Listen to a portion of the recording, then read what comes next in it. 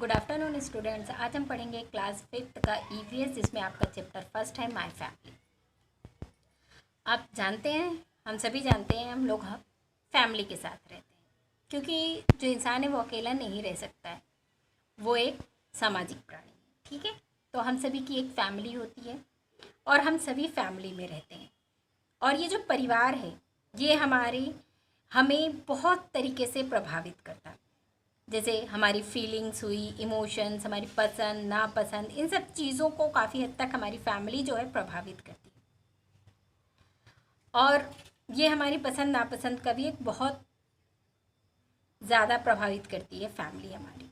Like and dislike, जो family के member होते हैं इन सभी की लाइक एंड डिसलाइक काफ़ी टाइम एक जैसी होती है, और बहुत सारे टाइम में भी ऐसे होता है कि कुछ लोगों की लाइक एंड डिसलाइक सेम होती है और कुछ से अलग होती है।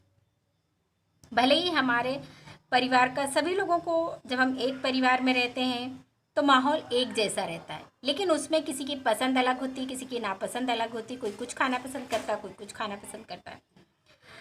तो एक ही माहौल में रहने के बावजूद in one family the parents में not like to eat any food item, but the children and grandparents may show a like for them, whereas another family members may not enjoy a meal without any types of pickle.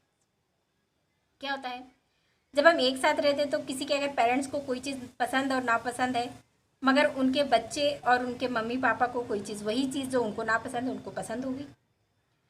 कुछ लोगों को खाने के साथ अलग अलग तरीक़ों के अचार खाने का शौक़ होता है। लाइक एंड डिसलाइक जो है हमारा, जैसे कपड़े पहनना, स्पोर्ट्स, एंटरटेनमेंट और बहुत सारी जो हमारी एक्टिविटीज़ रहती हैं, जो हमारी फैमिली मेम्बर्स में से कुछ लोगों से काफ़ी मिलती जुलती रहती है। फैमिली में बहुत सारे मेम्बर्स ऐसे रहते हैं जिनसे हमारी पसंद नापसंद मिलती है और कुछ लोगों से नहीं मिलती है। सबकी अलग अलग लाइक और डिसलाइक होते हैं। इसमें सबसे ज़्यादा असर आपके बिहेवियर, आपका खुलेपन, आपके फैमिली का माहौल, सारी चीज़ें इसमें शामिल होती हैं। Sometime we many not know about the resemblance of like और dislike of the members of our family who are living for away from our home, city, state and country, but when we meet it a wonderful to spend time with them and cover about each other similarities and differences. बहुत बार क्या होता है, हमारे family members में बहुत सारे, क्योंकि सभी तो एक साथ रहते नहीं हैं, सभी की फैमिली काफ़ी बड़ी होती है और लोग सेपरेट्स रहते हैं, अलग अलग रहते हैं, लेकिन कभी कोई फंक्शन होता है उसमें हम सभी मिलते हैं। हमारी पसंद नापसंद अलग होने के बावजूद सभी लोग एक साथ मिलकर खूब इंजॉय करते हैं, एक दूसरे के साथ टाइम स्पेंड करते हैं। आपको सभी को पता है हमारे 5 सेंस ऑर्गन्स होते हैं। ठीक है, अब इसमें सबसे इम्पोर्टेंट हम ब्रेन के बारे में पढ़ेंगे।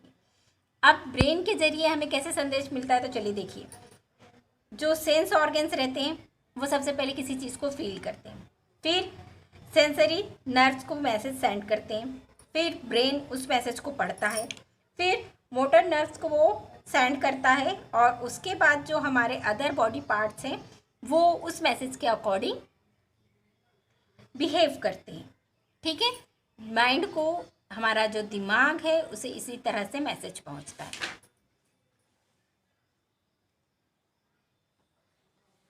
चलिए, फैमिली एंड फ्रेंड्स।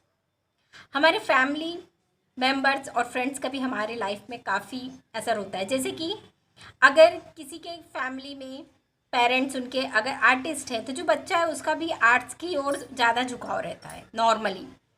और फिर इसका एक्यूपेशन पे भी फ़र्क पड़ता है। अगर किसी के पापा बिजनेसमैन हैं तो जो बच्चा है उसका इंटरेस्ट भी या उसको भी ज़्यादा प्रभावित करता है बिजनेस। अब ट्रेडिशन मीन्स रीति रिवाज। हमारा जो कल्चर है, सभी के धर्म का जो ट्रेडिशन है, कल्चर है, वो अलग अलग होता है। कुछ लोगों की फैमिली में क्या होता है, वो प्याज और लहसुन खाना बिल्कुल पसंद नहीं करते, उनको उसकी स्मेल भी पसंद नहीं होती।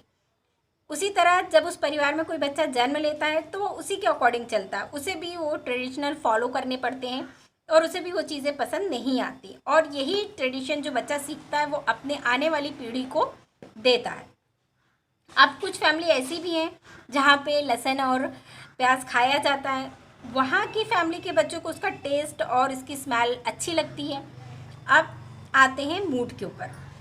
मूड क्या है? जब आप म्यूज़िक सुनते हो तो म्यूज़िक सुन के वो आपको काफ़ी प्रभावित करता है और आप डांस करने लगते हो, ठीक है, बहुत ज़्यादा इंजॉय करते हो। मगर जब आप एग्ज़ाम की तैयारी करते हो और इसी बीच में जब म्यूज़िक वगैरह सुनते हैं तो वो आपको प्रिपरेइंग करने के टाइम आप बीमार हो जाओ, सिकनेस वीकनेस फील हो, और फिर म्यूज़िक आपको कैसा लगेगा? बहुत बोर करेगा, आपको बिल्कुल बर्दाश्त नहीं होगी वो म्यूज़िक। चलिए, ये चैप्टर आपका थोड़ा सा बड़ा था, इसलिए मैं आज आपको आधा चैप्टर एक्सप्लेन करूँगी और इसका आधा चैप्टर नेक्स्ट क्लास में एक्सप्लेन करेंगे।